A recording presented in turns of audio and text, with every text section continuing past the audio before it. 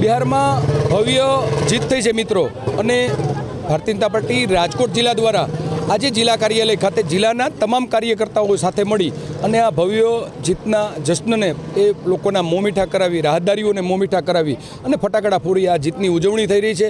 ત્યારે મિત્રો નરેન્દ્રભાઈના ચરેવેતીના વિકાસના મંત્રને સતત સાર્થક કરી અને બિહારે ફરી વખત નરેન્દ્રભાઈને અને એનડીએને અને આ વખતે તો ઐતિહાસિક એટલે કે 2/3 બહુમતી અને ભારતીય જનતા પાર્ટીને 101માંથી 98 જેટલી બેઠકોમાં જ્યારે બહુમતી મળી છે, ભારતીય જનતા પાર્ટી જીતવા જઈ રહી છે।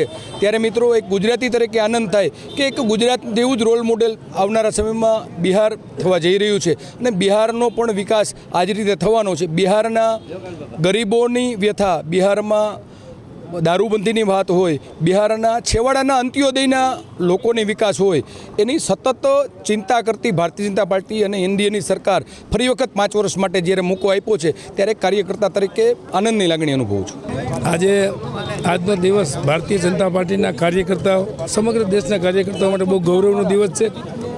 બિહારમાં એનડીએ સરકાર અને નરેન્દ્રભાઈના નેતૃત્વમાં કૃષ્ણ જેવી રીતે રથ માર્ગદર્શન આપે અને સારથી તરીકે નીતિશ કુમારને પસંદ કરી અને ભારતીય જનતા પાર્ટીએ મહાજીત હાંસલ કરી છે।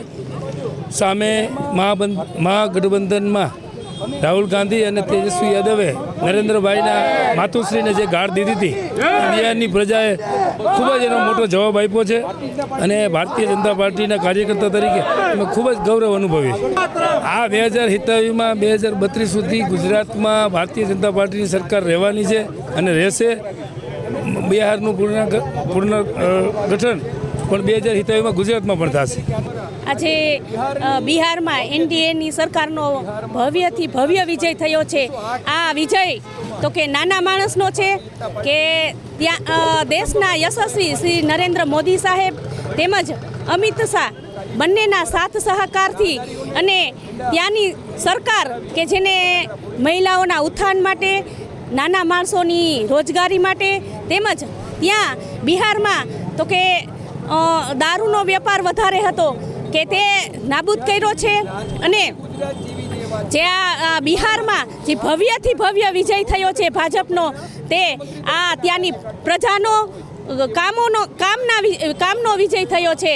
ભારતનો ભવ્ય ને ભવ્ય વિજય થયો છે। આજે જિલ્લા ભાજપમાં બધા જ કાર્યકરોમાં આનંદ અને ઉત્સાહનો માહોલ છે।